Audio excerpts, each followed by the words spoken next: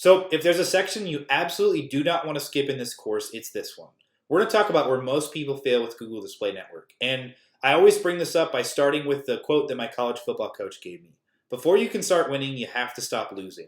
And most people lose with GDN before they've ever spent a single cent. It all comes down to expectations. I'm going to teach you what the wrong expectations are, what the right expectations are, and then we're going to show you how we're going to set you up for success. So the reason that most people fail with GDN is they expect it to be like Facebook, and it's just not. And it's not for two reasons.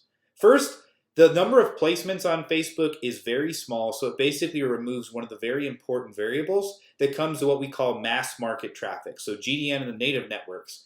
It's a very different process to going through and optimizing your campaigns, and we'll talk about that more here in a second. The other thing is the temperature of the traffic. GDN is catering to much colder traffic than Facebook. It's really important to understand and accept that and build your site to go through and warm them up all the way to the point of conversion. So when it comes to GDN, we have a term that's called placement management, and it's everything. It's all about how you're going to be successful with GDN.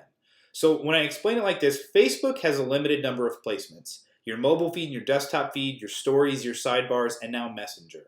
The pros to this is it removes one of the big variables of advertising. You know exactly where you're reaching people and where the results are coming from. So that allows you to optimize faster and get results faster.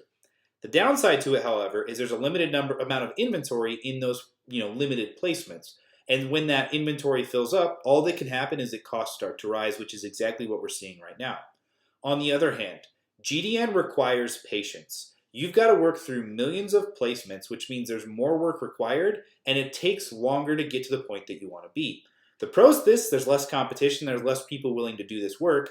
The cons, you cannot prove profit in a week, it just doesn't happen. With GDN, you have to be on board with going through and testing to figure out the placements that are working, then figuring out if you can be profitable, and once you are, going through and scaling is an entirely different process. The other thing when it comes to the temperature of traffic, here's how I like to explain it. Facebook has two very valuable things when it comes to advertising. First, the ability to put together long ad copy, videos, and canvases. You can essentially warm people up off the site by using your long copy or your long videos to go through and pre-sell them.